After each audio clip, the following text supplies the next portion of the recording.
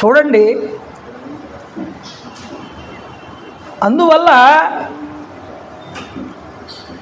ఒకవేళ ఈవిడ నిజంగా వాళ్ళని భస్మం చేసి ఉంటే దాసులైనటువంటి పాండవులకి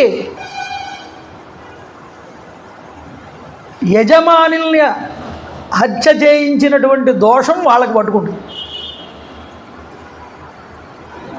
ద్రౌపదికి తన భర్తల యజమానుల్ని చంపినటువంటి దోషం ఆవిడికి వస్తుంది. ఈ దోషాలు ఆవిడికి కలగకూడదని ధర్మరాజు మాట్లాడలేదు, భీష్ముల వారు కూడా మాట్లాడలేదు.